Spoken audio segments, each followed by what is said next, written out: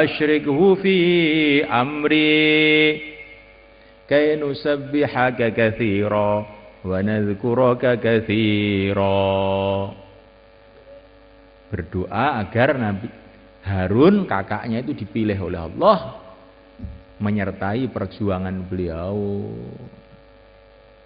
Maka semulakan Nabi Musa itu belum ketemu sama Harun ini. Pada waktu itu Nabi Harun itu masih jadi pegawai negeri di istananya Fir'aun lagi. Tapi kekuatannya doanya Nabi Musa itu langsung Allah kirim Jibril datang kepada Nabi Harun. Harun, kamu sekarang diperintah oleh Allah untuk menyertai adik kamu Musa dalam perjuangan. Dengan doanya adik kamu dipilih oleh Allah jadi nabi, jadi rasul. Ringsa begitu.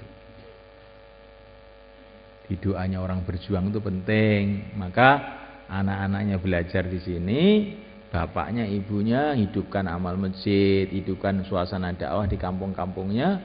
Ini perkara yang penting supaya doanya itu ada kekuatan seperti doanya Nabi Ibrahim, seperti doanya Nabi Musa. Dan ini kesimpulan ini bukan kesimpulan saya loh ini. Ini Sayyidina Abdullah bin Abbas radhiyallahu anhu menyimpulkan begitu. Doa yang paling dahsyat itu doa orang yang dalam perjuangan. Insyaallah kita niatkan.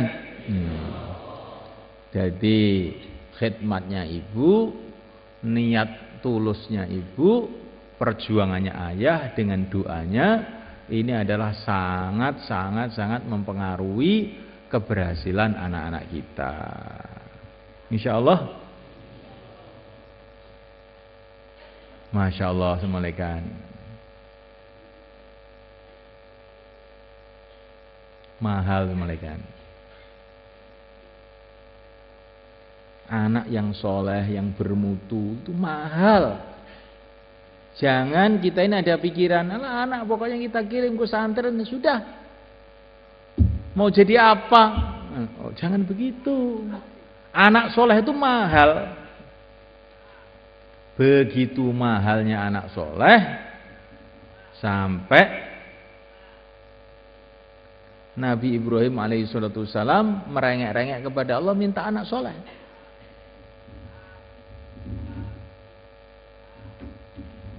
Rabbi habli minas sholihin.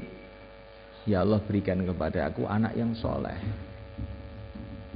Begitu pentingnya anak soleh sehingga Nabi Zakaria itu berdoa merengek-rengek tengah malam, akhir malam ke hadirat Allah. Wahabli min ladunka waliya yarithuni wa yarithu min ali Yaqub waj'alhu rabbi radiya. Nabi Zakaria seorang nabi, seorang rasul, merengek-rengek minta anak yang akan meneruskan perjuangannya. Nabi Zakaria bukan, wah saya ini orang lurus, anak saya ya mesti lurus, nggak usah doa-doa. Nah, bukan begitu. Nabi Zakaria seorang nabi, seorang rasul, berdoa merengek akhir malam ke hadirat Allah agar diberi anak. Anak yang bagaimana? Yarithuni wa yarithu min ali Yaqub waj'alhu rabbi radiya. Anak yang meneruskan perjuangannya Nabi Zakaria dan meneruskan perjuangannya keluarga Nabi Yaqub alaihi salatu wassalam. Insyaallah mulai. Ini juga disimpulkan oleh para ulama lagi. Jadi doa yang paling baik supaya anak kita ini sukses itu doa yang dibarengi dengan kita ini prihatin terhadap keadaan umat. Ini Nabi Zakaria. Inni khiftul mawaliya min warai wa kanat imraati aqira. Ya Allah, saya khawatir nanti umat setelah kematian saya nanti siapa yang ngurus ya Allah? Berilah saya ini anak yang meneruskan perjuanganku. Akhirnya oleh Allah dikasih anak yang istimewa, yaitu Nabi Yahya. Wa atainahul hukma sabiyya.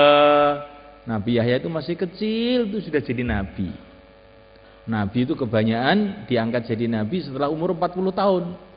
Tapi ini ada nabi kecil, masih kecil sudah jadi nabi. Itulah Nabi Yahya. Sebabnya apa? Di antara asbabnya, jalannya yaitu doa ayahnya minta anak yang meneruskan perjuangannya. Jadi santi-santi ini yang masih kecil-kecil kelas 1, kelas 2 itu jangan ada pikiran saya masih kecil ya, masih kecil ya, pokoknya asalkan tidak kencing di masjid nggak apa-apa. Ya. Mau lunjak-lunjak, masih kecil loh saya ini. Nah, jangan begitu. Allah kasih contoh buat kamu, nabi kecil. Nabi tapi masih kecil. Lah itu kan Nabi Yahya putranya Nabi Zakaria. Lah kula ini putrane Simin nek. Loh. Aja ngono, masa putrane Simin, Siman, Simun.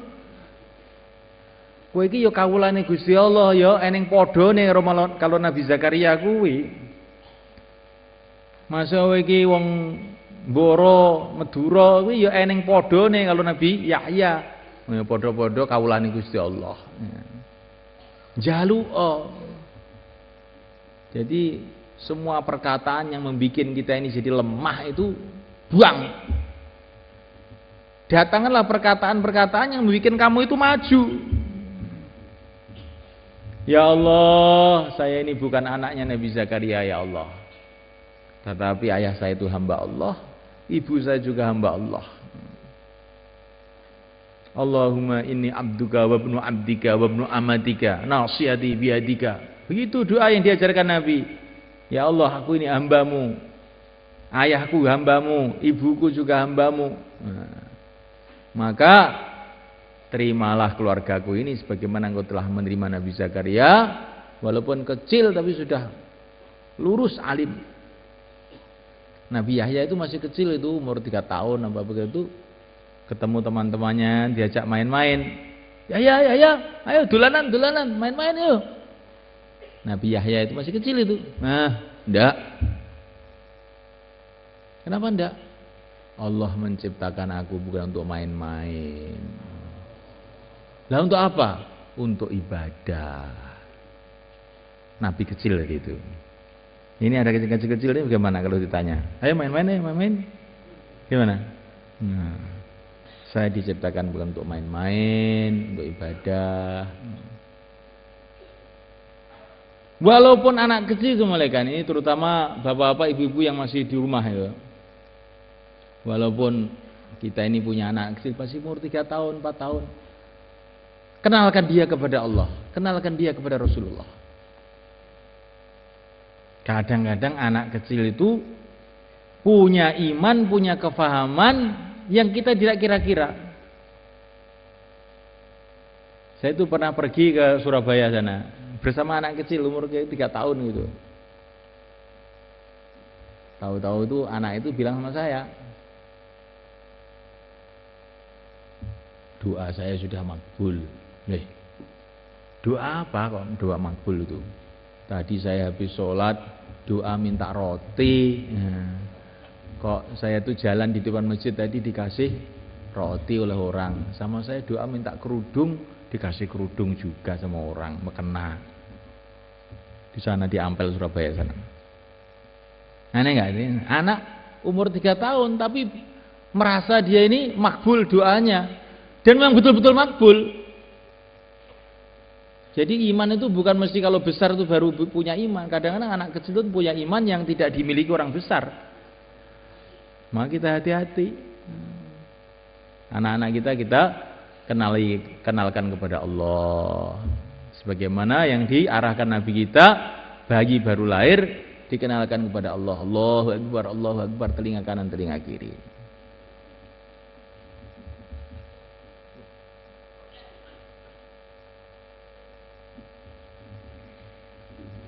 Hadirin muliakan Allah Subhanahu wa taala.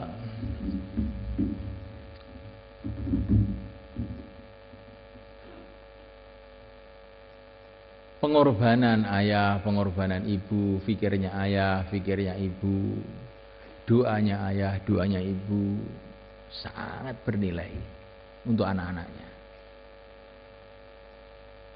Sehingga sampai dalam satu riwayat itu dikatakan dalam satu hadis, doanya orang tua untuk anaknya itu seperti doanya Nabi untuk umatnya.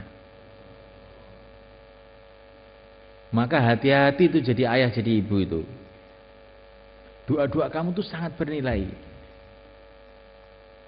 Tapi bagaimana kita mungkin berdoa kalau kita tidak tahu nilai apa yang kita minta itu? Kalau orang itu tahu nilainya anak hafid Quran, bahwa nanti akan memberikan syafaat pada hari kiamat kepada keluarganya. Kalau dia membaca Quran, ayahnya dapat pahala, ibunya dapat pahala. Sampai diceritakan para ulama itu ada orang tuh banyak dosanya, mati, disiksa di kuburnya. Anaknya waktu itu masih kecil, anaknya agak besar, terus pergi ke masjid mulai belajar Bismillahirrahmanirrahim. Langsung Allah mengatakan kepada malaikat yang bagian nyiksa di kubur itu, hentikan. Anaknya di dunia membaca kalamku, kok ayahnya dikubur disiksa? Tidak. Jangan disiksa lagi. Maka semulaikan Allah SWT, kalau kita tahu nilainya anak belajar agama, anak jadi orang yang soleh, ini betul-betul tahu, pasti kita ini akan merengek-rengek doa kepada Allah. Dan itu anak itu kalau soleh semulaikan, biasanya akan menurunkan keturunan orang yang soleh, terus berantai-rantai sampai kiamat. Kalau tidak keturunannya, ya ilmunya akan berantai-rantai, bersambung-sambung, manfaatnya sampai kiamat, dan kita dapat pahalanya terus. Maka anak soleh itu penting mulaikan. Dan kalau anak kita itu soleh, kita jangan khawatir apa-apa. Sayyidina Umar bin Abdul Aziz, ini khalifah pada tahun 100 Hijrah. Ini cucunya Sayyidina Umar bin Khattab, yang amalannya itu mirip dengan Sayyidina Umar bin Khattab. Ketika beliau mau wafat, itu anak-anaknya kecil-kecil di sampingnya. Anaknya itu pakaiannya itu sederhana-sederhana, tambal-tambal, saking miskinnya. Padahal beliau ini khalifah, presidennya waktu itu, rajanya pada waktu itu. Sehingga family-familinya itu datang kepada Sayyidina Umar. Ya Amirul Mukminin, ini anak-anak kamu kayak begini ini.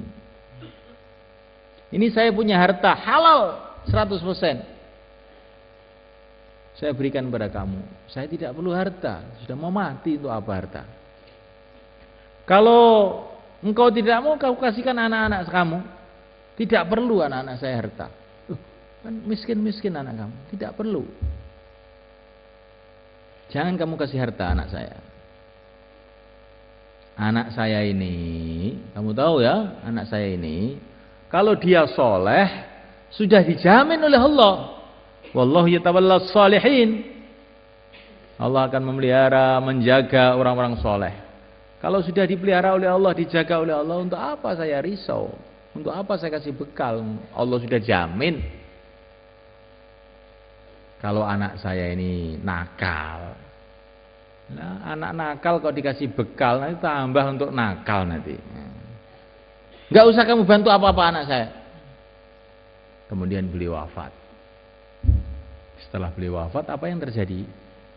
Anak-anaknya yang miskin-miskin tadi tidak lama kemudian jadi orang-orang kaya, jadi dermawan-dermawan. Kalau sedekah itu kadang-kadang satu hari 100 unta, 100 kuda.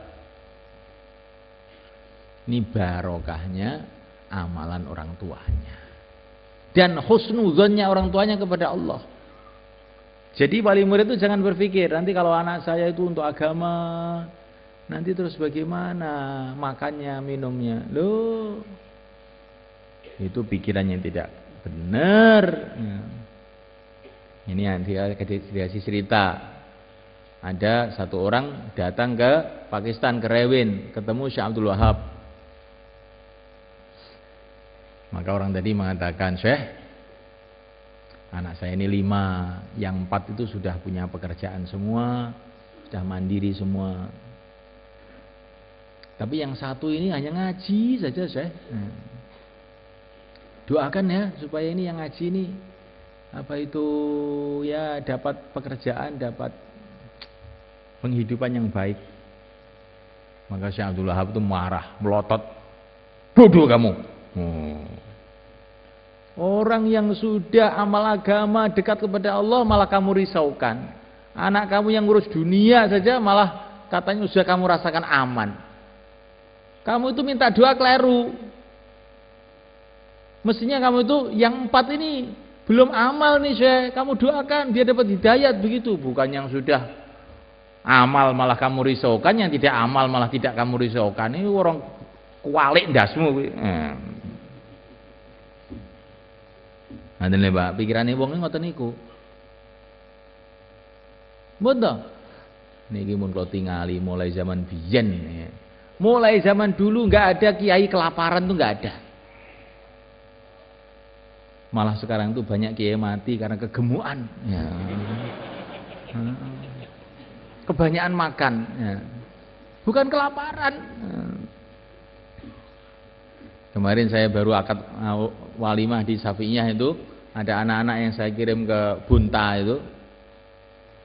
Maka wali muridnya saya kasih tahu itu, ini loh anak kamu itu. Ngaji aja di sana, sekarang di sana dipanggil kiai. Coba kamu taruh di Ngawi itu, rumahnya Ngawi itu. Nanti kan nggak jadi apa-apa itu. Di sana jadi punya pesantren, dipanggil ustadz, dipanggil kiai, orang menghormati dia. Gara-gara agama. Gak usah kamu pikirkan makanannya. Sampai sekarang itu juga masih makan terus anak kamu. Gemuk lagi ini sekarang. Jadi jangan gara-gara urusan-urusan dunia kemudian kita ini lemah dalam mendidik anak kita untuk agama. Ini bukan berarti terus orang agama itu nggak boleh kerja, bukan begitu. Tapi jangan takut urusan itu. Kalaupun orang agama itu kerja, niatnya ibadah, cari rezeki yang halal itu ibadah. Tapi rezeki itu sudah ditulis. Rezeki sudah ditulis oleh Allah. Kalau orang itu memang ditulis oleh Allah itu kaya, ya tetap kaya. Kalau ditulis miskin, ya tetap miskin. Tidak ada kaitan dengan kecerdasan, tidak ada kaitan dengan kepintaran, tidak ada kaitan dengan ijazah. Itu saya punya kiai di Banten tuh, Mbah Dim itu, Abah Dimyati itu. Beliau cerita sama saya itu, Gus, saya ini sejak kecil ngaji aja sampai tua begini. Tapi perasaan saya ini kok ilmu yang saya dapatkan itu sedikit saja. Tapi saya ini nggak pernah belajar cari uang, nggak pernah sekolah, SD aja juga tidak. Tapi uang saya banyak Gus sekarang. Rumah saya di mana-mana. Sawah saya juga banyak. Sudah tua saya baru tahu itu. Rizki itu dari Allah. Paham insyaallah? Nah, karena ini wali murid itu macam-macam. Walaupun macam-macam bagaimana, tanamkan yakin.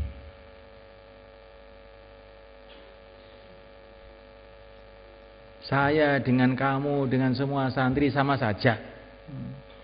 Maksudnya sama saja itu gimana? Rizkinya dari Allah. Jangan khawatir orang tidak makan di dunia ini. Namanya lalat saja dikasih makan oleh Allah. Masa hafid Quran nggak dikasih makan? Ya insya Allah akan makan lebih banyak lagi kamu insya Allah tahun ini.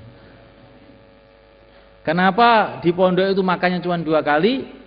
Supaya kamu latihan mujahadah. Bukan karena pondok nggak punya makanan, bukan. Ya. Kedua kali supaya kamu lebih sehat. Untuk ilmu-ilmu kedokteran yang paling canggih sekarang itu, kebanyakan orang itu sakit gara-gara banyak makan, bukan karena kurang makan. Yang ketiga kali, yang lebih penting lagi, memang rezeki kamu ya 2 kali itu. Ini yang paling penting. Ya. Jadi jangan ini di Al-Fatah makan cuma 2 kali. Wah, kalau rezekinya itu 3 kali. Akhirnya dia 2 kali dari pondok ke warung 1 kali, malah 2 kali. Jadi 4 kali makannya. Itu anak-anak itu ada yang gemuk gede-gede. Kamu tuh dikasih makan 2 kali kok bisa gemuk begitu? Lah ke warungnya 2 kali juga, Pak. Oh, Masya Allah. Lah ini ya. Jadi semulaikan Allah Ta'ala. Karena ini kata Imam Ghazali itu ujian. Di antara ujian orang dalam mengamalkan agama, belajar agama itu dia memikirkan masalah ekonominya. Nah kalau dia lulus, rezeki di tangan Allah, akhirnya baru dia bisa belajar, baru dia bisa berjuang, baru dia bisa ngamal agama.